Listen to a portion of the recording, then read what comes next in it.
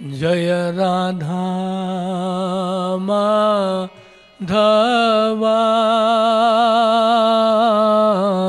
जय कुंज बिहारी।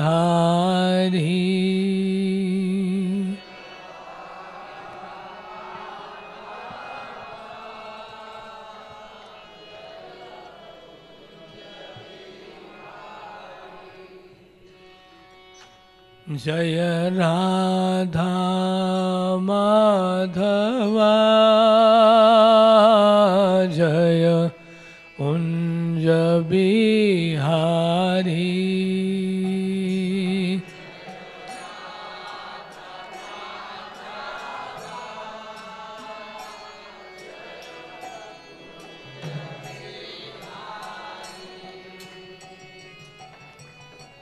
गोपीजन वल्लभ जय गिरवर धारी।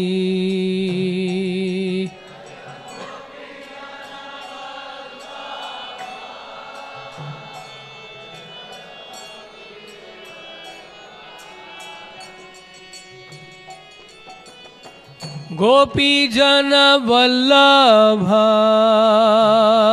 जय गिरवर धारी।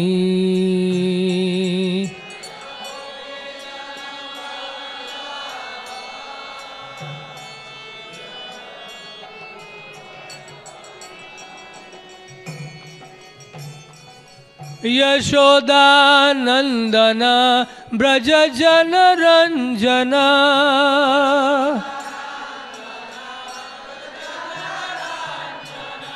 यशोदानंदन ब्रज जन रंजन।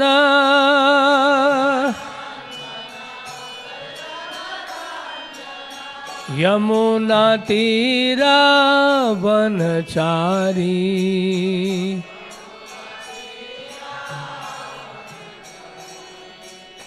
यमुना तीरा वनचारी।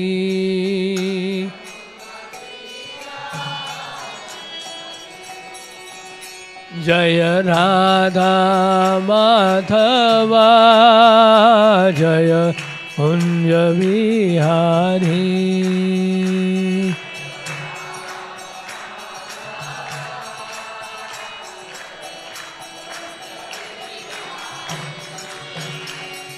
राधा पार्थ सारथी राधा पार्थ सारथी राधे।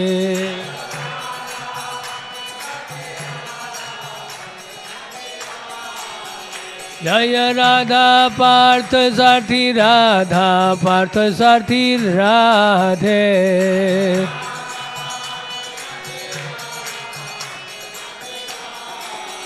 जय गौरानिताय गौरानिताय गौरानिताय जय गौरानिताय।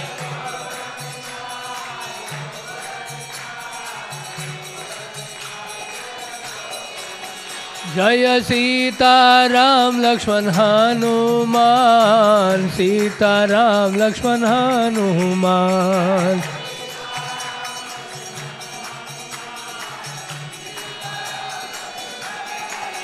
प्रभुपाद प्रभुपाद प्रभुपाद जय प्रभुपाद।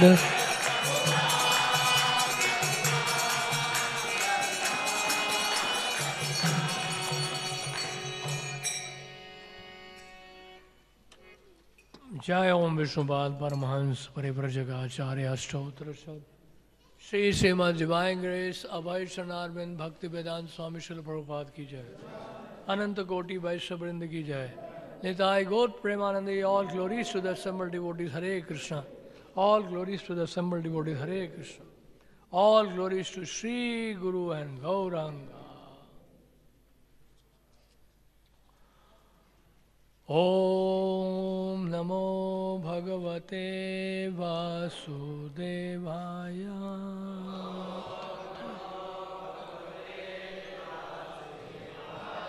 ओम नमो भगवते वासुदेवाय।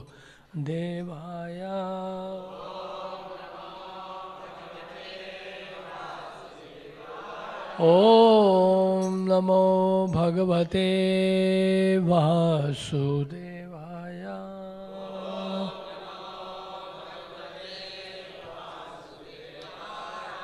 श्रीमद् भागवतम स्कंद 5 अध्याय 1 श्लोक संख्या 20। इसका केवल हम शब्दार्थ ही पढ़ेंगे क्योंकि उच्चारण ठीक से हो नहीं पाएगा ये।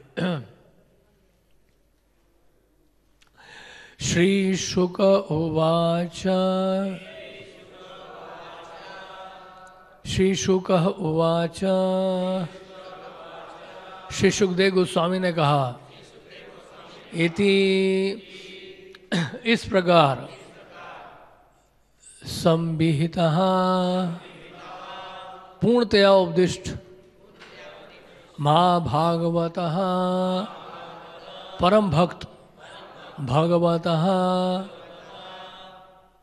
अति शक्तिमान ब्रह्मा जी का त्रिभुवन तीनों लोकों के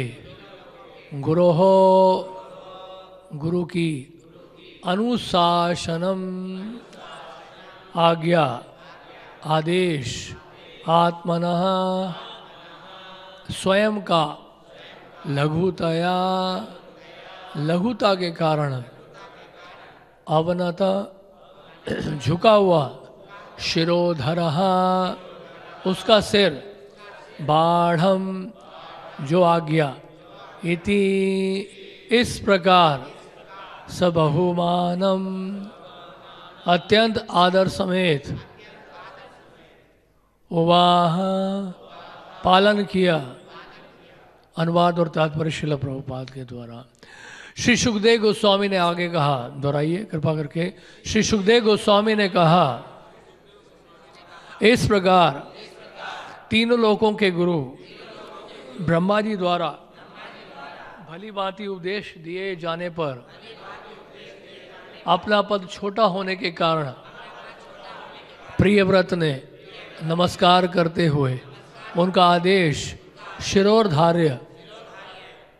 शिरोधार्य किया और अत्यंत आदरपूर्वक उसका पालन किया। तात्पर्य, श्री प्रियव्रत ब्रह्मा जी के पुत्र थे, अतः सामाजिक शिष्टाचार के नाते उनका पद छोटा था और छोटों का ये धर्म है कि वे अपने गुरुजनों के आदेश का पालन करें। इसलिए प्रियव्रत ने तुरंत कहा, जो आज्ञा मैं आपके आदेश का पालन करूंगा। प्रियव्रत को महाभागवत अर्थात महान भक्त कहा गया है। महान भक्त का ये कर्तव्य है कि वह अपने गुरु अथवा गुरु के भी गुरु की आज्ञा का परंपरा अनुसार पालन करे, जैसा कि भगवद गीता 4:2 में कथित है। एवं परंपरा प्राप्तम, मनुष्य को गुरु परंपरा से भगवान के आदेश प्राप्त करने होते हैं। भगवान का भक्त अपने को भगवान के दासों का भी दास मानता है। ओम अज्ञानतिमिरान्धस्य ज्ञानाञ्जनशलाकया चक्षुरुन्मीलितं येन तस्मै श्री गुरवे नमः। श्री चैतन्य मनोभीष्टं स्थापितं येन भूतले स्वयं रूपः कदा मह्यं ददाति स्वपदान्तिकं। वाञ्छाकल्पतरुभ्यश्च कृपा सिन्धुभ्य एव च पतितानां पावनेभ्यो वैष्णवेभ्यो नमो नमः। जय श्री कृष्ण चैतन्य प्रभु नित्यानंद, श्री अद्वैत गदाधर श्रीवासादि गौर भक्तवृंद। हरे कृष्ण कृष्ण कृष्ण हरे हरे, हरे राम राम राम हरे हरे। श्री सुखदेव गोस्वामी ने आगे कहा, इस प्रकार तीनों लोकों के गुरु ब्रह्मा जी द्वारा भली भांति उपदेश दिए जाने पर अपना पद छोटा होने के कारण प्रियव्रत ने नमस्कार करते हुए उनका आदेश शिरोधार्य किया और अत्यंत आदरपूर्वक उसका पालन किया। तो महाराज उत्तानपाद की जो वंशावली है प्रचेताओं तक आती है, जिन्होंने पूरे विश्व के ऊपर राज किया था। और दक्ष प्रजापति दक्ष, जिनका जब दूसरा जन्म हुआ था तो फिर वो गंधमादन पर्वत में तपस्या करने निकल गए थे। और चूंकि दक्ष के जाने के कारण कोई योग्य राजा नहीं था राज्य करने के लिए, इसके लिए स्वयंभू मनु महाराज प्रियव्रत को गंधमादन पर्वत से वापस लाना चाहते थे, लेकिन महाराज प्रियव्रत ने इस आदेश को स्वागत नहीं किया, क्योंकि वो गृहस्थ आश्रम में नहीं प्रवेश करना चाहते थे। तो ऐसे में स्वयं ब्रह्मा जी आए और उन्होंने उपदेश दिया, और ब्रह्मा जी ने महाराज प्रियव्रत को समझाया और उनको राज्य का कार्यभार संभालने के लिए आदेश दिया। और महाराज प्रियव्रत और उनके जो वंश के लोग हैं, उनकी वंशावली में, यानी उनके जो वंश में जितने भी आते हैं, राजा महाराजा जितने भी हैं, उन्होंने 5वें मनवंतर तक राज्य किया। और 6ठे मनवंतर में दक्ष, प्रजापति दक्ष जो है, उन्होंने अपनी तपस्या पूरी की और वो वापस आए और उन्होंने फिर कार्यभार संभाला 6ठे मनवंतर से। तो इस तरह से ये महाराज प्रियव्रत और महाराज उत्तानपाद स्वयंभू मनु के पुत्र हैं। स्वयंभू मनु ब्रह्मा जी के पुत्र हैं। तो ब्रह्मा जी महाराज प्रियव्रत के दादा हैं, ग्रैंडफादर हैं। और ब्रह्मा जी जो है सबके, इन्हीं के पितामह नहीं है बल्कि सबके हैं। सृष्टि में जितने भी जीव हैं उनके देखा जाए तो मूल उत्पत्ति करने वाले इस सृष्टि के भीतर वो ब्रह्मा जी हैं। सभी कारणों के कारण नहीं है, लेकिन कोई तो कारण है। तो ब्रह्मा जी सृष्टि के रचयिता हैं, सृष्टि की रचना करने वाले हैं। तो सृष्टि का कार्यभार भी संभालते हैं, साथ में एक आचार्य भी है, एक भक्त भी हैं भगवान के। और हमारे ब्रह्मा जी जो है विशेष रूप से इस ब्रह्मांड के रचयिता भगवान के शुद्ध भक्त हैं। तो हालांकि बहुत सारे ब्रह्मा जी हैं, जैसे कि द्वारका की आप कथा जानते हैं कि किस तरह भगवान कृष्ण ने अनेक ब्रह्माओं को बुलाया था। किसको दिखाने के लिए? चतुर्मुखी ब्रह्मा जी को दिखाने के लिए। तो चतुर्मुखी ब्रह्मा जो है वो हैरान होकर देखकर कि इतने असंख्य ब्रह्मांड है और असंख्य ब्रह्मा जी हैं और असंख्य सर वाले हैं, अनंत कोटि ब्रह्मांड है भगवान के। तो उतने ही ब्रह्मा जी भी हैं। तो चतुर्मुखी ब्रह्मा, लेकिन इसमें से जो चतुर्मुखी ब्रह्मा है, हालांकि सबसे छोटे हैं लेकिन भगवान के शुद्ध भक्त हैं। और ब्रह्मा जी इनसे बहुत बड़े बड़े ब्रह्मा जी हैं, लेकिन सभी शुद्ध भक्त नहीं हैं। लेकिन हमारे जो ब्रह्मा जी हैं वो संप्रदाय के आचार्य हैं, ब्रह्म संप्रदाय। और इसलिए हम लोग इस संप्रदाय से, ब्रह्म संप्रदाय से, श्री ब्रह्म मध्वा गौड़िया संप्रदाय, तो ब्रह्मा जी के ही हम लोग अनुयायी हैं और ब्रह्मा जी के आदेश अनुसार ही हम लोग भक्ति भी कर रहे हैं। क्योंकि भगवान स्वयं, भगवान नारायण ने ब्रह्मा जी को चतुर्श्लोकी भागवत दिया था, और वही ब्रह्मा जी ने जो आगे परंपरा में आगे दिया नारद जी को, 4 कुमारों को। और इस तरह से हमें भी परंपरा में ब्रह्मा जी का ही उपदेश प्राप्त होता है। तो इसलिए भगवान गीता में बता रहे एवं परंपरा प्राप्तम इमम राज ऋषियो विदुः। तो ये दिव्य ज्ञान जो है मूल रूप से ब्रह्मा जी को प्राप्त हुआ था सृष्टि के प्रारंभ में। तपस्या उनको भी करनी पड़ी थी ज्ञान प्राप्त करने के लिए। बिना तपस्या किए ज्ञान प्राप्त नहीं होता है, और बिना तपस्या के वैराग्य उत्पन्न नहीं होता है, और बिना तपस्या के शुद्धिकरण भी नहीं होता है। बिना तपस्या के कुछ भी नहीं होता है। ना आध्यात्मिक जगत में आप कुछ प्राप्त कर, भौतिक जगत में आप कुछ प्राप्त कर सकते हैं, आध्यात्मिक जगत में तो कुछ भी प्राप्त नहीं कर सकते। भौतिक जगत में तपस्या नहीं भी करें, आपके अगर भाग्य में लिखा है, प्रारब्ध में, तो वैसे भी मिल जाएगा। कोई आपके द्वार पर ही छोड़ जाएगा 1 करोड़ का चेक, लॉटरी लग जाएगी आपके नाम पर बिना मेहनत किए। लेकिन भक्ति में ऐसा नहीं है, आध्यात्मिक जीवन में ऐसा नहीं है। आध्यात्मिक जीवन में बिना तपस्या के कुछ नहीं मिलता। तपो दिव्यम पुत्र का ये न सत्यम शुद्धेर यस्मात् ब्रह्म सौख्यम तो अनंतम। ब्रह्म सुख या भक्ति का अगर आनंद प्राप्त करना चाहते हैं तो तपस्या आवश्यक है। जैसे कि रूप गोस्वामी पाद जी कह रहे हैं भक्ति रसाम सिंधु में, वो कह रहे हैं भुक्ति मुक्ति स्पृहा यावत पिशाची हृदय वर्तते तावत भक्ति सुख यात्रा कथम अभुदयो भवेत। जब तक भुक्ति और मुक्ति की इच्छा बनी रहेगी हमारे हृदय में, तब तक हम भक्ति का आनंद नहीं ले सकते हैं। भक्ति का अगर भरपूर आनंद उठाना है तो तपस्या का मार्ग अपनाना ही पड़ेगा। इसलिए भगवान गीता के 18वें अध्याय में कहते हैं यज्ञ दान तपस्या ये कभी नहीं त्यागना चाहिए, ये महात्माओं को भी शुद्ध करता है। इसलिए प्राचीन समय में जो राजा होते थे वो राज ऋषि कहलाए जाते थे, क्योंकि वो तपस्या का मार्ग स्वीकार करते थे। उनको गुरुकुल में भेजा जाता था, बिना गुरुकुल में गए वो राजा नहीं बन सकते।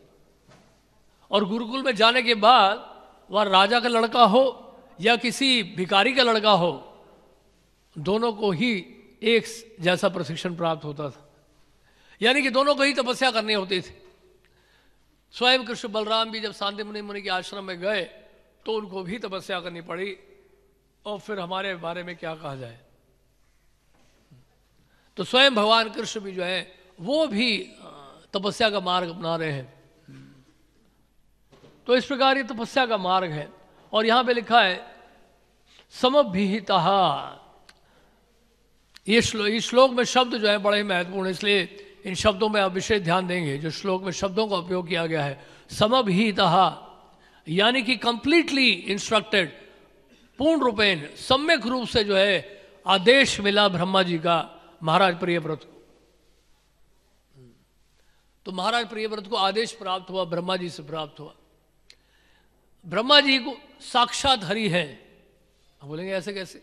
विश्वनाथ चक्रवर्ती ठाकुर कह रहे हैं ये गुरु का पद है। साक्षात हरित्वेन समस्त शास्त्रे उक्तस्तथा भावेत एव सद्भि किंतु प्रभोर्या प्रिय एव तस्य वंदे गुरोः श्री चरणारविंदम। तो ब्रह्मा जी हो, शिव जी हो, ये साक्षात हरि है। इसलिए शिव जी को कई बार ये भी बताया कि एक नाम अपराध है कि जितने भी देवी देवता हैं उनको भगवान के समान समझना या उनसे बड़ा समझना, ये दूसरा नाम अपराध है। लेकिन भरत भागवतामृत में सनातन गोस्वामी क्या कह रहे हैं? ऐसा ना मानना अपराध है। तो शिव जी की तुलना कई बार भगवान से की जाती है, एक समान दर्जा दिया जाता है उनको। वो किस कारण से? किंतु प्रभोर्या प्रिय एव तस्य, क्योंकि वो भगवान के बहुत प्रिय है। इस कारण से प्रिय होने के कारण क्या होता है कि कई बार एक तरह का एक समान का दर्जा प्राप्त होता है। ब्रह्मा जी को भी प्राप्त, इसलिए कई बार ब्रह्मा जी को भगवान करके संबोधित किया गया। श्रीमद् भागवत में ही ब्रह्मा जी को भगवान करके संबोधित किया गया, शिव जी को भगवान करके संबोधित किया गया है। वो गलत नहीं है, सही है। लेकिन इसका अर्थ क्या है? किंतु प्रभोर्या प्रिय एव तस्य, इसलिए साक्षात हरि, साक्षात हरि कहा गया। इसलिए कहने का अर्थ साक्षात हरि का मतलब समझिएगा। साक्षात हरि का मतलब है कि उनकी वाणी में और भगवान कृष्ण की वाणी में कोई भेद नहीं है जब वो आध्यात्मिक उपदेश देते हैं। तो दोनों में कोई भेद नहीं है, साक्षात हरि ही। इसलिए जब गुरु को हम देखते हैं, गुरु हमें कुछ उपदेश देते हैं या उपदेश देते हैं, तो हमें किस तरह का हमें भाव रखना चाहिए? ये भगवान कृष्ण ही मुझे कह रहे हैं, क्योंकि भगवान कृष्ण को मैं देख नहीं सकता हूं, क्योंकि भगवान कृष्ण की वाणी को प्रत्यक्ष रूप से मैं सुन नहीं सकता अर्जुन की तरह। इसलिए गुरुदेव के माध्यम से भगवान कृष्ण मुझे बोल रहे हैं।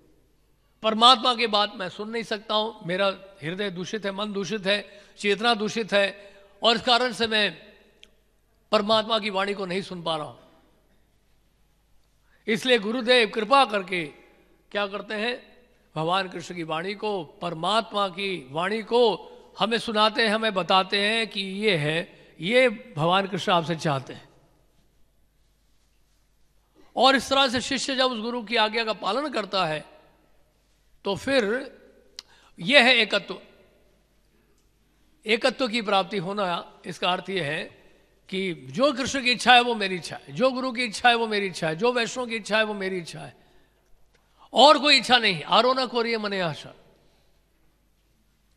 तो ऐसा करने से यहां पर इसलिए समाभिहितः ब्रह्मा जी ने पूर्ण रूप में आदेश दिया। उन्होंने बताया कि भगवान की इच्छा क्या है। ब्रह्मा जी क्या बोल रहे हैं?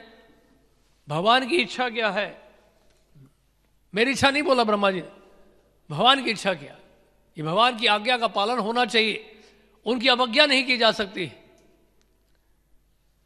जैसे गौ माता गई थी ब्रह्मा जी के पास, जब पृथ्वी का शोषण किया जा रहा था कंस के द्वारा, असुरों के द्वारा अत्याचार हो रहा था पूरी पृथ्वी में, तो पृथ्वी जो है गाय का रूप लेके किसके पास गई थी? ब्रह्मा जी के पास गई थी। और ब्रह्मा जी फिर कहाँ गए थे? शिरोदक्षाई विष्णु के पास। उनसे आदेश प्राप्त हुआ कि आप सभी देवी देवताओं को बोले कि यदुवंश में जन्म ले, मैं जल्द ही प्रकट होने वाला हूं। तो ब्रह्मा जी ने देवताओं को बताया कि इस तरह से मैंने भगवान से सुना है, आप सबके लिए ये आदेश दिया है भगवान ने, क्योंकि देवतागण भगवान की वाणी को नहीं सुन सकते। ब्रह्मा जी योग्यता है, वो भगवान की वाणी को सुन सकते हैं, देख नहीं पाते हैं वो, लेकिन वो सुन लेते हैं भगवान की वाणी को। तेने ब्रह्म हृदय आदि कवये तो आदि कवि यानी कि ब्रह्मा जी वो सुन पाते हैं कि भगवान की इच्छा क्या, भगवान की वाणी को हृदयंगम कर पाते हैं और आगे वही वाणी को आगे पहुंचा देते हैं, उद्देश्य को आगे बता देते हैं देवी देवताओं को या मनुष्य को या मानव समाज में उस संदेश को पहुंचा देते हैं। जैसे यहाँ पे ब्रह्मा जी महाराज प्रियव्रत को बता रहे हैं, उनके लिए आदेश है। तो कई बार ऐसा लगता है कि किस तरह का आदेश है कि गृहस्थ आश्रम को स्वीकार करो, लेकिन उनको आश्वासन दे रहे कि गृहस्थ आश्रम को स्वीकार करने पर भी आप भ्रमित नहीं होंगे, फिर भी आप मुक्त अवस्था में रहेंगे। तो ब्रह्मा जी ने उनको आश्वासन दिया। तो कई बार ऐसा आश्वासन कई बार ऐसा होता है कि इस प्रकार का आदेश मिलता है तो बाहरी रूप से वो भौतिक लगता है, सुपरफिशियली मटेरियल लगता है, देख कि ये क्या इंस्ट्रक्शन मुझे दे दिया है, यहाँ तो कोई भक्तों का संग है नहीं, मुझे इसी बेहड़ स्थान में भेज दिया है चारों तरफ जंगल है, एक भी भक्त नहीं है, मुझे ऐसे स्थान में क्यों भेजा है प्रचार के लिए। शायद उन्होंने मुझे ठीक से समझा नहीं, मेरे गुरुदेव ने, क्योंकि हमने तो पढ़ा है भगवत गीता में, तात्पर्य में प्रभुपाद ने लिखा है कि spiritual master engages a disciple according to psychophysical nature. हमारा तो साइकोफिजिकल नेचर है नहीं है, तो मैं दोबारा गुरु से चर्चा करूंगा। तो फिर ये क्या है, जैसे यहां बताया है समविहिता, समविहिता नहीं होता है, यानी उस इंस्ट्रक्शन को हमने पूरी तरह से स्वीकार नहीं किया, कंप्लीटली इंस्ट्रक्टेड, बट उस कंप्लीटली इंस्ट्रक्टेड इंस्ट्रक्शन को हम लोग कंप्लीटली स्वीकार नहीं कर रहे, उसमें डेलिब्रेशन कर रहे हैं। अब अर्जुन को ही देख लीजिए आप, अर्जुन ने भगवान कृष्ण से तर्क किया बहुत पहले अध्याय में, उन्होंने आज्ञा को नहीं स्वीकार किया। उसका कारण क्या है कि उन्होंने भगवान कृष्ण को गुरु के रूप में स्वीकार नहीं किया था। वो एक मित्रता के कारण, मित्र के साथ जैसे चर्चा होती है, अर्जुन ने अपने मित्र यानी कि कृष्ण से चर्चा कर रहे थे, वो इसलिए तर्क भी कर रहे थे। नहीं, वो नहीं स्वीकार कर पा रहे थे कि कैसे मैं राज धर्म को छोड़ सकता हूं, पारिवारिक धर्म को कैसे छोड़ सकता हूं। ये सब मेरे गुरुजन हैं, पितामह हैं, रिश्तेदार हैं, इनके पर बाण कैसे चला सकता हूं मैं। तो अर्जुन जब तक तर्क कर रहे थे, भगवान कृष्ण ने कोई आज्ञा नहीं दी। भगवत गीता का शुभारंभ हुआ ही नहीं वास्तव में, भगवान के मुख से एक शब्द नहीं लिखा, बस इतना ही बोला, बिहोल्ड पार्थ। आप देखिए सामने जो है सेना को देखिए, कौरव सेना को देखिए, इतना ही बस बोला भगवान कृष्ण ने पहले अध्याय में, और कुछ कहा ही नहीं। लेकिन कुछ इंस्ट्रक्शन नहीं दिया, कुछ उपदेश और आदेश नहीं दिया, क्योंकि जब तक तार्किक बुद्धि हमारी बनती रहेगी तब तक वैदिक शास्त्रों का जो रहस्य है हमारे हृदय में प्रवेश करेगा ही नहीं। कई बार होता है कि प्रभु जी हम कितनी बार किताबें पढ़ चुके हैं, लेकिन हमारे दिमाग में फिलॉसफी घुसता ही नहीं है। उसका कारण यही है, यस देवे परा भक्तिर यथा देवे तथा गुरौ तस्येत कथिता ही अर्था प्रकाशन्ते महात्मना। One who has got implicit faith in the words of the spiritual master and the supreme Lord, all the imports of the Vedic literature is revealed unto the heart. यानी कि जिसका अटूट विश्वास होता है, जिसका गुरु में, भगवान में, संपूर्ण वैदिक शास्त्रों का जो सार है वो हृदय में प्रकाशित हो जाता है, तब ये सिद्धांत समझ में आता है। सर्वधर्मान परित्यज्य मामेकम शरणम व्रज अहम त्वाम सर्व पापेभ्यो मोक्षयिष्यामि मा शुचा। हमारा जो सिद्धांत है, वैष्णव सिद्धांत है, वो शरणागति की आशा करता है हमसे। और जैसे जैसे हम शरणागत होते जाते हैं हमें सिद्धांत समझ में आने लगेगा। वैदिक शास्त्रों का, खासकर जो भक्ति शास्त्र हैं, वो हमारे हृदय में प्रकट होंगे। अन्यथा हम कितनी बार भी हम लोग पढ़ते रहे इन शास्त्रों को, इस शास्त्रों का जो मर्म है, जो तात्पर्य है, जो रहस्य है, वो कभी हमारे हृदय में प्रकाशित होगा नहीं, क्योंकि दिव्य ज्ञान हृदय में प्रकाशित होना चाहिए और उसके लिए शरणागति की आवश्यकता है। कार्पण्य दोष बहत स्वभाव, कृपण दुर्बलता के कारण, कमजोरी के कारण मैं कंफ्यूज हो गया हूं, उलझन में पड़ गया हूं कि मेरा कर्तव्य क्या है। मैं नहीं समझ पा रहा हूं कि मेरी जिम्मेदारी क्या है, क्या करना चाहिए, क्या नहीं करना चाहिए। जैसे ही हम गुरु से तर्क करते हैं या गुरु को नहीं स्वीकार करते हैं, गुरु का आश्रय नहीं लेते हैं, वैष्णव का आश्रय नहीं लेते हैं, तो हमारी बुद्धि जो है बड़ी तार्किक हो जाती है और हम उलझन में पड़ जाते हैं।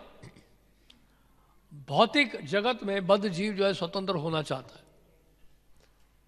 स्वतंत्रता हम सबको प्रिय है, ये हमारा जन्म सिद्ध अधिकार है नहीं है, लेकिन हम चाहते जरूर हैं। जन्म से ही हम लोग चाहते हैं हम स्वतंत्र रहें, कोई हमें कुछ कहे नहीं, कोई रोके नहीं, कोई टोके नहीं, हमारे मन में जो भी आए वो हम कर सकें।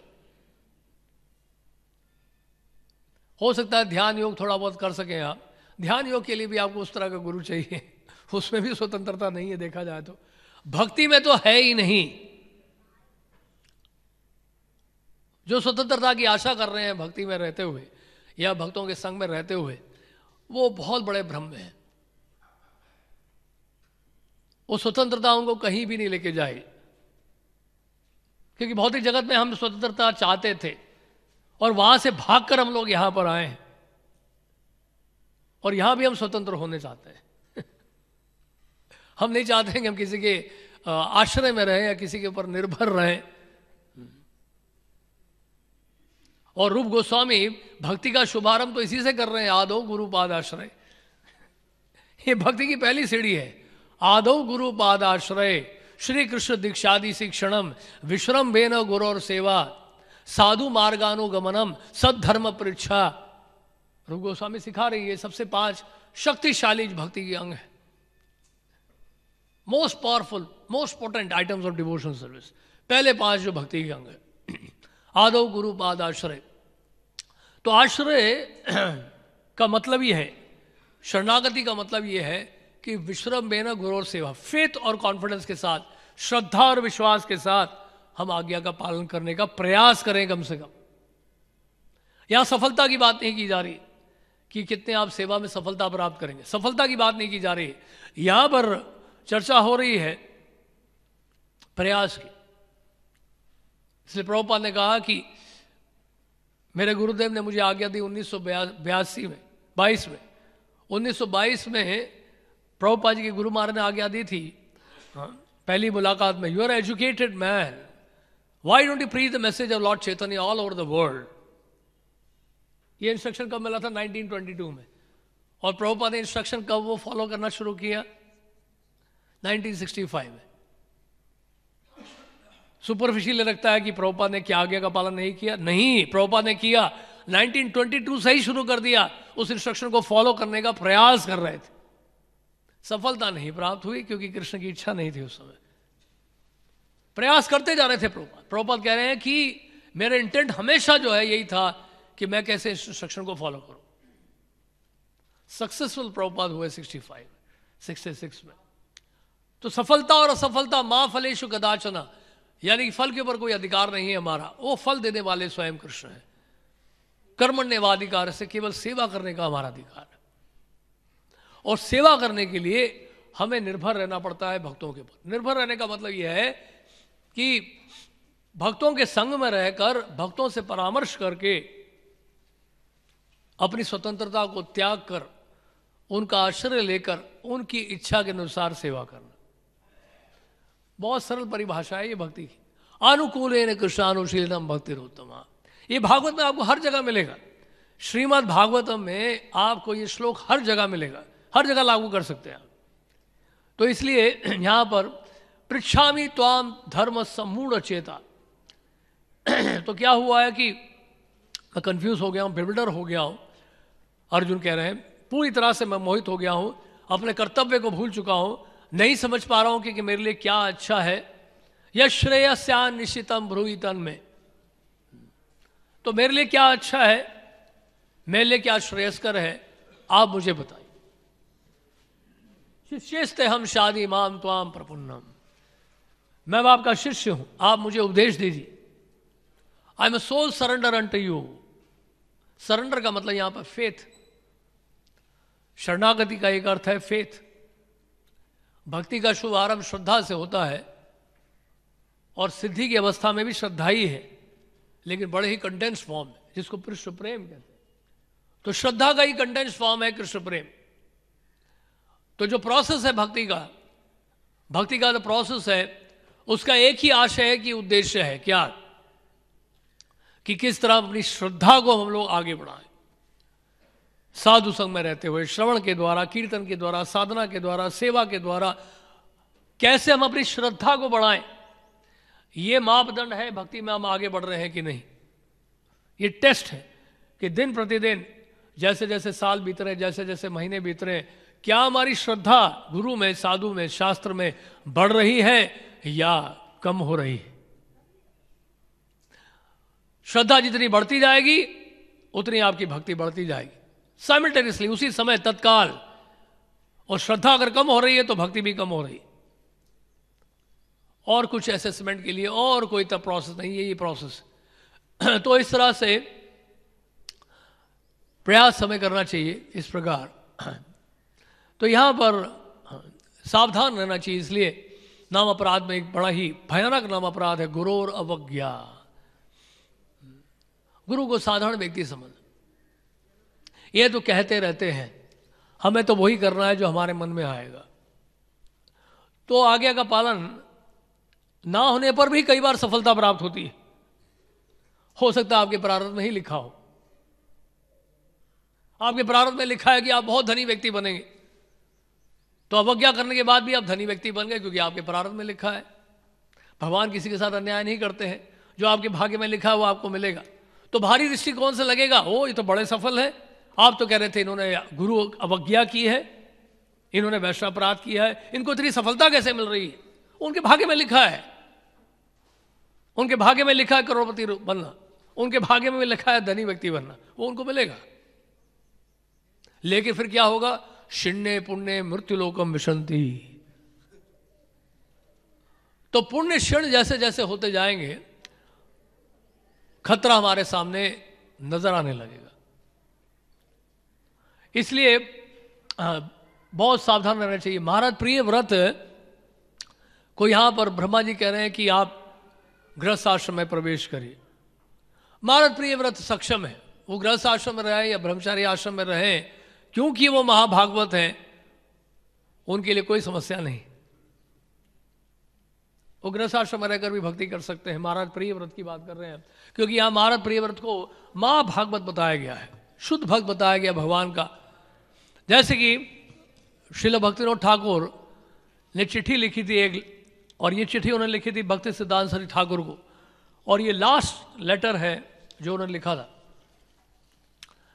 क्योंकि भक्ति सिद्धांत सरस्वती ठाकुर अब जानते हैं कि 1905 में उन्होंने योगपीठ में एक वो लिया था, एक शपथ ली थी 100 करोड़ नाम लेने की। और उसके बाद फिर वो ब्रजपटन जहाँ पर चैतन्य मठ है, वहाँ पर उन्होंने फिर आगे जो है अपना भजन जारी रखा। और 1905 से लेकर लगभग 1917 या 1918 तक भक्ति सिद्धांत सरस्वती ठाकुर वहाँ पर हरि नाम का उच्चारण करते रहे।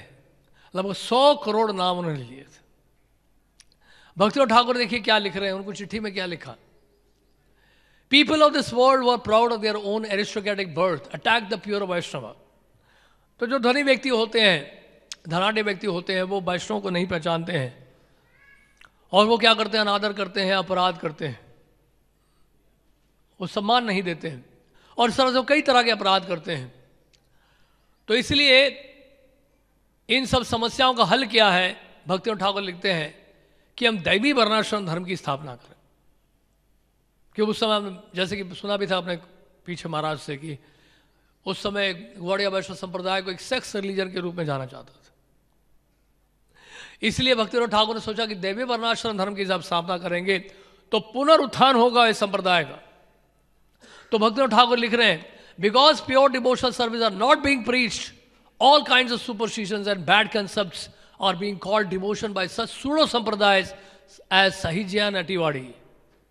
तो साहिज्या लोग, अटिवाड़ी, अब संप्रदाय के लोग जो हैं, जो चैतन्य महाप्रभु के अनुयायी नहीं थे, देखने में लगते थे महाप्रभु के अनुयायी नहीं थे, तो वो मिस रिप्रेजेंट कर रहे थे हमारे संप्रदाय को। Please always crush this anti devotional concepts by preaching pure devotional conclusion and by setting an example. हम ये बताना चाह रहे हैं कि जिस तरह से महाराज प्रियव्रत को ब्रह्मा जी कह रहे हैं कि आप गृहस्थ आश्रम को स्वीकार करिए, उसी तरह से यहाँ श्रील भक्तिविनोद ठाकुर भक्ति सिद्धांत ठाकुर को कह रहे हैं कि आप देवी वर्णाश्रम धर्म की स्थापना करिए। चैतन्य महाप्रभु ने स्वयं संन्यास आश्रम स्वीकार किया क्योंकि उनका भी मजाक उड़ाया जा रहा था। वो गृहस्थ आश्रम में थे, देश काल पात्र के अनुसार धर्म की स्थापना होती है। तो हम देखते हैं कि चैतन्य महाप्रभु गृहस्थ आश्रम में थे और चैतन्य महाप्रभु ने देखा कि ये नवद्वीपवासी जो ब्राह्मण लोग हैं ये सब मेरी निंदा कर रहे हैं और इसमें तो इनका विनाश होगा, इसलिए अगर मुझे सन्यास मैंने लिया तो सन्यासी को सम्मानित किया जाता है, सम्मान दिया जाता है, तो फिर ये अपराध से छुटकारा पाएंगे। तो चैतन्य महाप्रभु ने सन्यास लिया और भक्ति सिद्धांत ठाकुर को क्या बोला, आप देवी वर्णाश्रम धर्म की स्थापना करें। तो देवी वर्णाश्रम धर्म की स्थापना करने के लिए स्वयं भक्ति सिद्धांत ठाकुर ने भी संन्यास लिया 24 साल की उम्र में। चैतन्य महाप्रभु ने भी 24 साल की उम्र में लिया संन्यास। तो देश काल पत्र के अनुसार। और फिर क्या लिखते हैं, please try very hard to make sure that the service to Shri Mayapur will become a permanent thing. The real service to Shri Mayapur can be done by acquiring printing presses. तो मायापुर धाम की सेवा सुचारू रूप से कैसे सही होगी, जब हम प्रिंटिंग प्रेस वहां पे एस्टैब्लिश करेंगे। डिस्ट्रीब्यूटिंग डिवोशनल बुक्स, ग्रंथों का वितरण करेंगे, and sankirtan, preaching. Please do not neglect to serve Shri Mayapur और to preach for the sake of your own reclusive bhajan. अपने भजन के लिए मायापुर धाम की सेवा की अवहेलना मत करना। तो महाराज प्रियव्रत अभी अपने भजन में लगे हैं और ब्रह्मा जी कह रहे हैं कि बस बहुत हो गया भजन, आप चलिए राज्य का कार्यभार संभालिए। वर्क नाउ समाधि लेटर, प्रभुपाद ने भी यही कहा। तो कई बार ऐसा होता है कि परमहंसों को भी जो कि नित्य परिकर हैं वो भी वर्णाश्रम धर्म को स्वीकार करते हैं, जिस तरह से भगवान ने भी वर्णाश्रम धर्म को स्वीकार किया। भगवान श्री राम क्षत्रिय परिवार में प्रकट हुए, भगवान श्री कृष्ण वैश्य परिवार में प्रकट हुए और क्षत्रिय परिवार में भी प्रकट हुए, और चैतन्य महाप्रभु ब्राह्मण परिवार में प्रकट हुए। तो इन सब ने जो है देवी वर्णाश्रम धर्म को स्वीकार किया। किसके लिए? धर्म की स्थापना करने के लिए। धर्म संस्थापनार्थाय संभवामि युगे युगे। तो देवी वर्णाश्रम धर्म के द्वारा क्या करना होगा? भगवान की आज्ञा का पालन करना होगा। यह सबसे महत्व। तो जहां कहीं भी भगवान की आज्ञा का पालन हो सकता है वो हमारे लिए श्रेष्ठ स्थान है। जहां कहीं भी हम लोग आज्ञा का पालन अधिक से अधिक कर सकते हैं, और इसके लिए हमें किससे परामर्श करना होगा? गुरु से परामर्श करना होगा। इसमें भी स्वतंत्रता का भाव नहीं। हाँ, मेरे मन में विचार आया है कि ये आश्रम मेरे लिए ठीक, या मेरे मन में विचार आया है कि ये आश्रम मेरे लिए ठीक। आपके मन में विचार जो आया है उसका कोई भी महत्व नहीं। उसका महत्व कब है? जब वो कृष्ण की इच्छा के अनुसार हो। तो यहां पर क्या लिख रहे हैं? I had special desire to preach the significance of such books as Shrimad Bhagavatam, Shat Sandarbha and Vedanta Darshan. You have to accept that responsibility. Bhaktivinoda Thakur क्या कह रहे हैं? आपको ये जिम्मेदारी स्वीकार करनी होगी। मेरी इच्छा है षट संदर्भ, श्रीमद् भागवतम, वेदांत सूत्र, इन सब ग्रंथों को मैं प्रकाशित करूं। आपको ये जिम्मेदारी स्वीकार करनी होगी।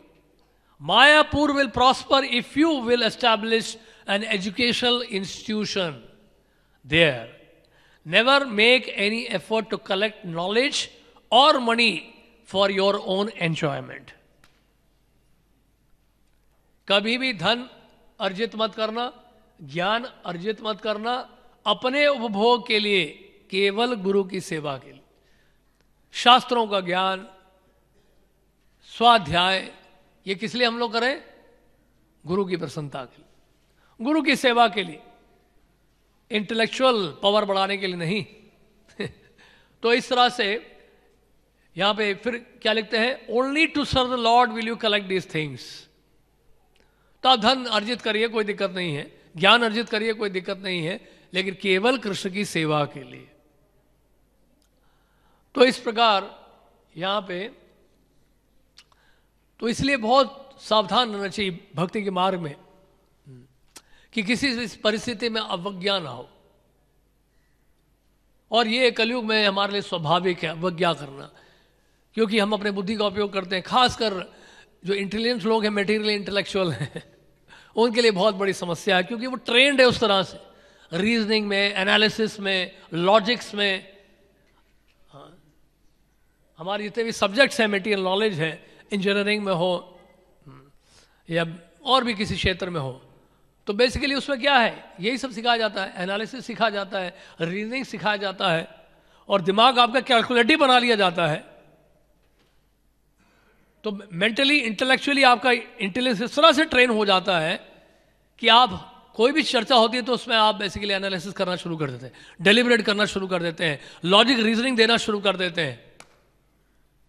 प्रभुपाद ने भी दिया. प्रभुपाद ने पहली बार, प्रभुपाद आचार्य हैं, तो आचार्य होने के नाते हम सब के लिए आचरण के द्वारा, वो आचरण के द्वारा आदर्श स्थापित कर रहे हैं और सिखा रहे हैं कि ऐसा नहीं होना चाहिए. लेकिन प्रभुपाद ने ऐसा करके दिखाया हमें समझाने के लिए. प्रभुपाद ने ये कहा कि who will listen to your message. जब उनके गुरु महाराज ने कहा कि you are educated man, why don't you preach the message of lord Chaitanya all over the world. जब प्रभुपाद अपने मित्र के साथ आए थे, who will listen to your message, we are under the British rule, हम अंग्रेजों के अधीन है, अभी हमें कौन सुनेगा? They will not value our instructions. तो उनके गुरु महाराज ने क्या बोला? भक्ति सिद्धांत ठाकुर ने क्या बोला? Krishna consciousness we can not wait. ये कृष्ण भावना ये इतनी महत्वपूर्ण है कि इंतजार नहीं कर सकती है. राजनीति के बदल जाएंगे, लेकिन राजनीति तो बनी रहेगी, राजनीति की वैसी की वैसी रहेगी, राजनीति में कोई परिवर्तन नहीं आएगा. राजनीति क्या बदल जाएंगे, लेकिन राजनीति नहीं बदलेगी.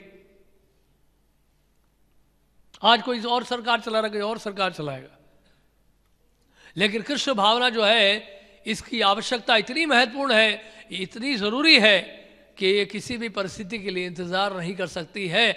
अभी इसी समय आपको करना होगा. और प्रभुपाद को लगा, I was defeated by my spiritual master. और ये जो हमने बताया भगवद गीता से, अर्जुन ने कहा कि आप मुझे शिष्य बना लीजिए, मुझे उपदेश दीजिए. उसके बाद देखिए आप विश्वनाथ जी ठाकुर कह रहे हैं कि कृष्ण ने फिर भी एकदम से स्वीकार नहीं किया था अर्जुन को शिष्य के रूप में. वो उस मूड में नहीं थे गुरु बनने के. उन्होंने कहा कि भाई हम तो सखा हैं. लेकिन फिर उसके बाद अर्जुन ने जो दोबारा रिक्वेस्ट किया और भी दोबारा प्रार्थना की, तब जो है कृष्ण ने जो है स्वीकार किया और फिर आदेश उपदेश देना शुरू किया. और कृष्ण को गुरु स्वीकार करने के बाद आप देखेंगे भगवद गीता में कहीं भी अर्जुन फिर तर्क नहीं कर रहे, जिज्ञासा जरूर कर रहे. जिज्ञासा करने का आपको अधिकार है, तर्क करने का अधिकार नहीं. तस्मात् गुरु प्रबद्धेत जिज्ञासु श्रेय उत्तमम. तो अर्जुन ने फिर प्रश्न पूछना शुरू किया, अपनी शंकाओं को दूर करना शुरू किया. और फिर क्या बोला? मेरा मोह नष्ट हो गया है, करिष्ये वचनम तवा. अब आप जो कहेंगे मैं करने के लिए तैयार हूं. तो ये सब जो है बहुत सारे इंस्ट्रक्शन हमें प्राप्त होते हैं. और इसीलिए चैतन्य महाप्रभु, एक शब्द इसमें ये भी आया है अनुशासनम. इस श्लोक में एक शब्द आया है अनुशासनम. अनुशासन का मतलब होता है कि किसी के शासन में हमें रहना हो. जैसे हमने बताया शुरू में, स्वतंत्रता भक्ति के लिए हानिकारक. तो अनुशासन में रहना बहुत जरूरी है. अनुशासन यानी कि डिसिप्लिन.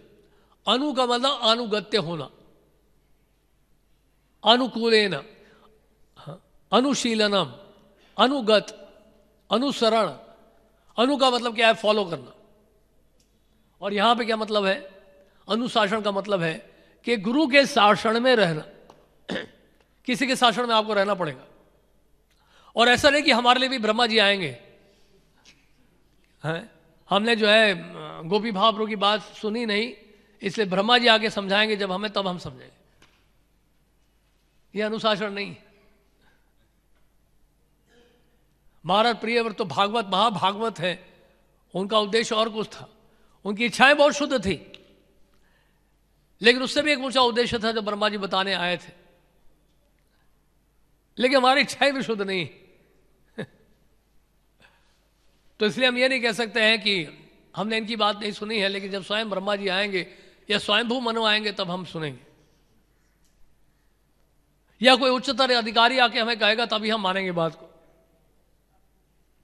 इसलिए यहां पर इस श्लोक कोट किया है प्रभुपाद ने चैतन्य महाप्रभु के द्वारा जो उदित है, जो पद्यावली में भी पाया जाता है और चैतन्य चरितामृत में भी चैतन्य महाप्रभु कह रहे हैं जगन्नाथ जी के सामने रथ यात्रा के दौरान, ना हम विप्रो न च नरपतिर। मतलब मैं कि ब्राह्मण नहीं हूं, मैं क्षत्रिय नहीं हूं, ना अपि वैश्यो ना शूद्रो। मैं वैश्य नहीं हूं, मैं शूद्र नहीं हूं। ना हम word faith one must have in the spiritual master. उन्होंने कहा कि मैं अपने गुरुदेव की चरण धूलि के कण को लेकर जब फेंकूंगा, millions of souls will be delivered. That kind of faith one must have. उन्होंने कहा कि यहां तक कि ब्रह्मा जी और बड़े बड़े देवता भी मेरे गुरुदेव की चरण धूलि अपने मस्तक पे लेना चाहते हैं। तो पार्टिकल में इतना पावर है, उस कण में इतना पावर है। और जितना व्यक्ति जो है दासानुदास बनता है, वो व्यक्ति जो है, वो भक्त जो है, उतना ही पावरफुल बनता जाता है। भौतिक जगत का संदेश क्या है? भौतिक जगत का स्लोगन क्या है? भोक्ताराम यज्ञ तपसाम सर्वलोक महेश्वरम सुहृदम सर्वभूतानाम ज्ञात्मा माम शांति मिच्छति। ये भौतिक जगत का स्लोगन है। भौतिक जगत में हर प्राणी, हर जीव जो है इस श्लोक का उच्चारण कर रहा है। I am the enjoyer of all the sacrifices and penances. I am the ultimate beneficiary of all the living entities. I am the master of all the planetary systems. कौन बोल रहा है? बद्धजीव बोल रहा है। बद्धजीव इसी श्लोक का उच्चारण कर रहा है दिन रात। भगवान कृष्ण कहते हैं ये तुम नहीं हो, मैं हूं। You are not the enjoyer, I am the enjoyer. You are servant of the servant. If you can't become servant of the servant of Krishna, you will have to become servant of the servant of the servant of the Maya. कहीं तो servant बनना ही पड़ेगा। स्वतंत्रता नहीं है। हमने जैसे पिछली बार बताया था, हम तटस्थ शक्ति जरूर है, लेकिन तटस्थ भक्त कभी नहीं बन सकते हम। We cannot become marginal devotees. We are marginal potency, but not marginal devotees. तटस्थ भक्त कभी नहीं बन सकते हम। बीच का कोई रास्ता है ही नहीं हमारे लिए। केवल कल्पना आप कर सकते हैं कि मैं तो बहुत जुगाड़ू हूं, देखो इनसे नहीं तो इनसे बन जाएगा, इनसे नहीं तो इनसे बन जाएगा, कहीं ना कहीं तो हमारा काम हो ही जाएगा। हो जाएगा, काम भी हो जाएगा आपका, लेकिन भक्ति नहीं होगी। भक्ति का जो फल प्राप्त होना है वो आपको प्राप्त नहीं होगा। आपको सफलता भी प्राप्त हो जाएगी, लेकिन आपके हृदय में भक्ति देवी प्रवेश नहीं करेंगे, कभी भी नहीं प्रवेश करेंगे। भक्ति एक अलग ही सब्जेक्ट है। इसकी बाहरी सफलता से इसका कोई भी सरोकार नहीं है। बाहरी सफलता आपको मिल भी सकती है, नहीं भी मिल सकती है, लेकिन प्रश्न यह है कि आपके हृदय में भक्ति देवी है या नहीं। तो इसलिए अर्जुन का युद्ध करना वो भक्ति क्यों है, या फिर महाराज प्रियव्रत का राज्य करना वो भक्ति क्यों है? क्योंकि ये भगवान के आदेशानुसार उन्होंने किया। इसलिए भगवान के आदेशानुसार आप कोई भौतिक कार्य भी करते हैं तो वो भक्ति में गिना जाता है। वो कर्म बंधन से मुक्त है, वो कार्य कर्म बंधन से मुक्त हो जाता है। वो आपको भक्ति का फल देगा, वो भौतिक कार्य भी, वो भौतिक कार्य भी भक्ति का फल देगा। लेकिन दूसरी ओर बाहरी दृष्टिकोण से लगेगा कि आप बहुत भक्ति कर रहे हैं, लेकिन अगर वो गुरु की इच्छा के अनुसार नहीं हुआ, वो भक्ति का फल नहीं देगा। अब समझ रहे इस बात? जैसे विष्णु रहस्य में दिया हुआ है, the process of bhajan kriya is given by the spiritual master to the disciple. भजन क्रिया गुरु के द्वारा दिया जाता है शिष्य को, और ऐसे ही भजन क्रिया का अनुसरण करने से अनर्थ निवृत्ति होती है, मनोकल्पना से नहीं। तो इस प्रकार इन बातों को बड़ी गंभीरता से समझना है। यहां पर जैसे चैतन्य महाप्रभु से जब पूछा प्रकाशानंद सरस्वती ने बनारस में कि आप तो सन्यासी हैं और हमारे संप्रदाय से सन्यास लिया आपने, आपको तो वेदांत दर्शन का अध्ययन करना चाहिए। उन्होंने कहा कि मेरे गुरुदेव ने मुझे वेदांत दर्शन का अध्ययन करने के लिए नहीं कहा, और उन्होंने कहा कि प्रभु कहो, प्रभु कहे सुनो श्रीपाद, इहार कारण गुरु मोरे मूर्ख देखी कोरिला शासन।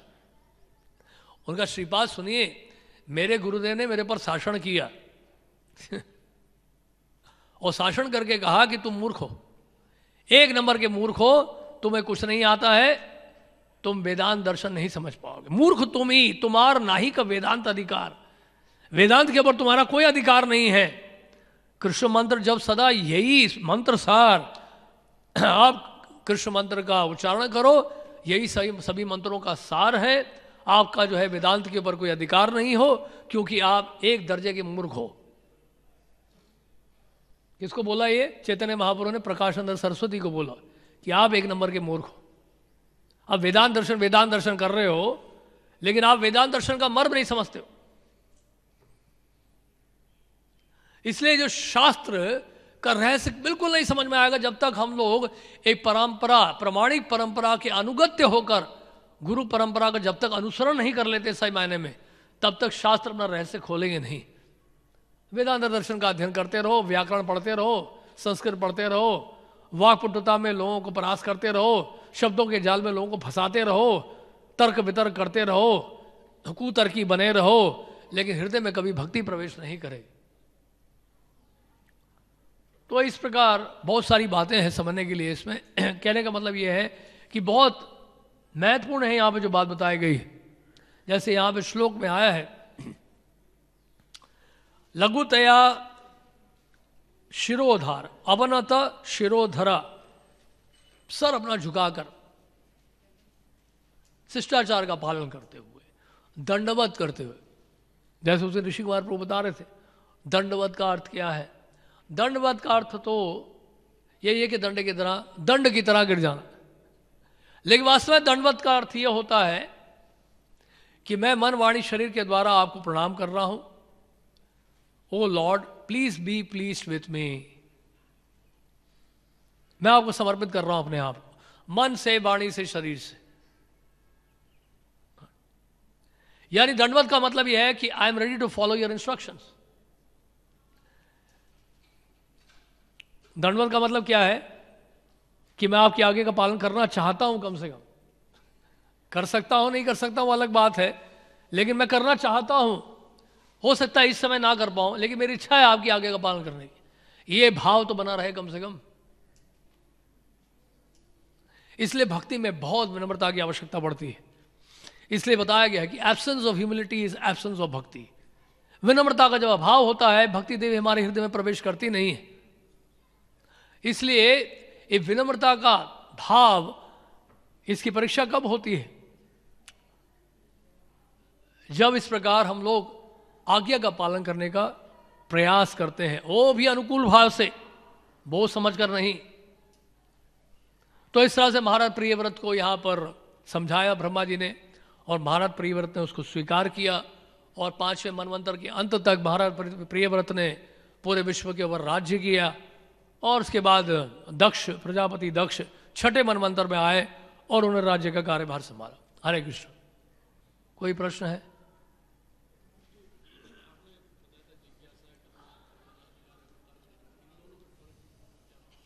जिज्ञासा करने का मतलब है कि उसमें आप अनुकूल भाव से जिज्ञासा करते हैं, ये सोचते हुए, ये समझते हुए कि मुझे कुछ आता नहीं है, मैं जानना चाहता हूं, मैं अपनी शंका दूर करना चाहता हूं। आप जो कहेंगे मैं करने के लिए तैयार हूं, लेकिन मेरी शंका है, मैं करना चाहता हूं, लेकिन मुझे कुछ शंकाएं हैं, उस शंका को आप दूर कर देंगे तो कर पाओ। तर्क का मतलब है कि आप तैयार नहीं उस बात को स्वीकार करने के लिए। आप तर्क कर रहे हैं करने के लिए, स्वीकार करने के लिए नहीं। तो उसमें आपका अहंकार शामिल है। जिज्ञासा में विनम्रता शामिल। जिज्ञासा में आपका हृदय निर्मल है, जिज्ञासुक है। जैसे भगवान कृष्ण बोल रहे तद विधि प्रणिपाते न परिप्रशेन सेवया, नहीं तो उसमें एक क्या है, विनम्रता हृदय में है, और विनम्रता पूर्वक आप स्वीकार करने के भाव से प्रश्न पूछ रहे हैं, जिज्ञासा कर, तर्क करने के विचार से नहीं। प्रश्न पूछता हूं, देखते हैं ये उत्तर देते हैं कि नहीं। मुझे तो इसका उत्तर पता है, लेकिन मैं इसलिए पूछ रहा हूं ताकि इनको फंसा लूं। तो जो आपको जानना भी होगा वो भी नहीं जान पाएंगे आप। तो कभी संतुष्टि मिलेगी नहीं, ऐसे उत्तर से संतुष्टि नहीं मिलेगी। उत्तर दे भी दिया उन्होंने तो आपको संतुष्टि नहीं मिलेगी। जहां सेवा का भाव होगा, विनम्रता का भाव होगा, और ऐसे में प्रश्न करेंगे, और ऐसे में प्रश्न का जब उत्तर मिलेगा तो उसको आप स्वीकार भी कर पाएंगे और उससे आप कन्विंस भी होंगे।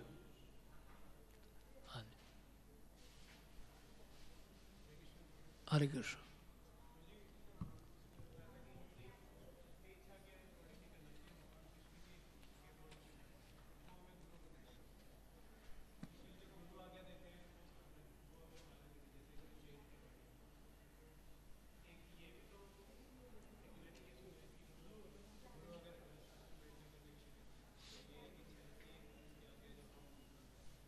सामान्य रूप से गुरु कहेंगे नहीं आपको गृहस्थ आश्रम में प्रवेश करने के लिए, क्योंकि आप महाराज प्रियव्रत नहीं हैं।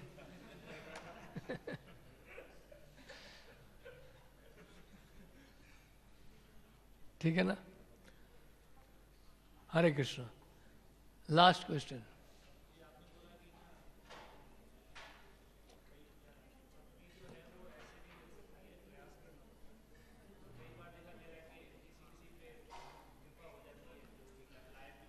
कृपा ऐसा होता है कि कोई चौथी पास है और उसको यूनिवर्सिटी के द्वारा ऑनरेरियम डिग्री मिलता है, पीएचडी का। ऐसे कितने केसेस होते हैं?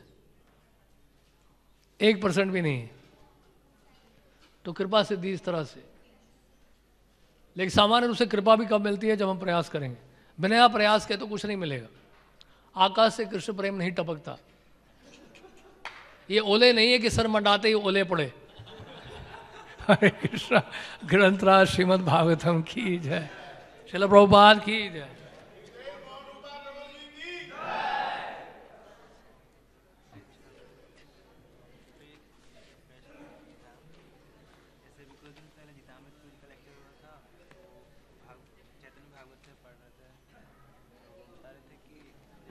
लेके जाना है वापस।